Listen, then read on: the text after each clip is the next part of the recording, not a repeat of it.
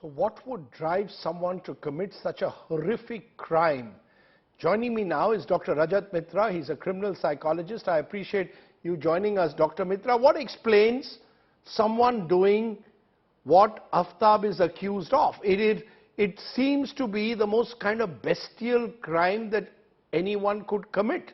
What drives someone to do it?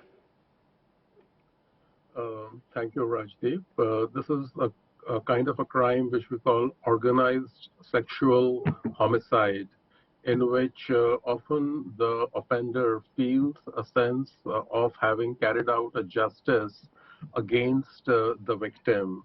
And as we know from such crimes that, there is often a deep sense of fantasy that, that pervades before the person actually commits the crime.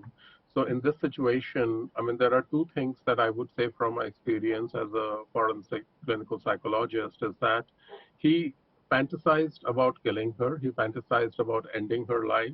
He was an explosive personality somewhere inside. There was a lot of rage and anger that was, there in him. And the precipitating factor was probably some argument that took place between them. And the asphyxiation nature of the death, it shows that somewhere it was, these kind of deaths are more towards justice, that, I'm doing justice to you because you have wronged me. So but justice involving cutting a body into pieces, it seems almost that this is someone who's crossed the edge and demonstrated a kind of behavior that defies all rationality. Yeah, it's a rationality for criminals, as we call it. I mean, it's like a kind of a blitz attack followed by cool, organized way of disposing of the body over a period of time. Until and unless there is a deep fantasy preceding the act, such kind of crimes are not possible. So it was something where he deliberated, he thought it over, and therefore he killed her. And also another thing that I would say is that often what we see in such kind of crimes is that he was a chef. He was probably using knives, and probably in a state of rage when he would be using his knife, he would be thinking of her, chopping her off, and probably there the fantasy started. I mean, this is something that from the psychology of crimes, like this, we know that the plan starts much before. It is not something which is impulsive and takes over. So is it driven by pure rage?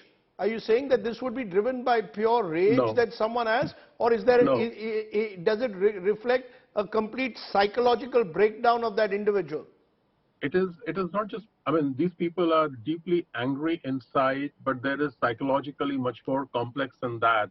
They feel very inadequate inside. They feel a lack of control over their partner, over the person they are living with.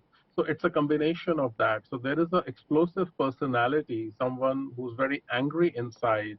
And anger is not the only reason. There is also a very, perverted, neural circuitry, a different kind of mindset, which gets excited with blood, with goriness, with, this kind of an act.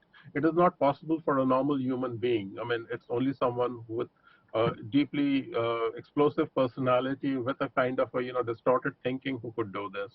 Right. Dr. Mitra, I appreciate your joining us. This is obviously a very deeply troubling story for anyone really to even contemplate what has happened, and our thoughts really are with Shraddha's family above all else. But one hopes that the harshest possible punishment is given to Aftab if it is proven that he indeed was responsible for this dastardly crime. Thank you very much, Dr. Mitra, for joining me here and giving us a sense of the mindset of such a killer that Aftab apparently was.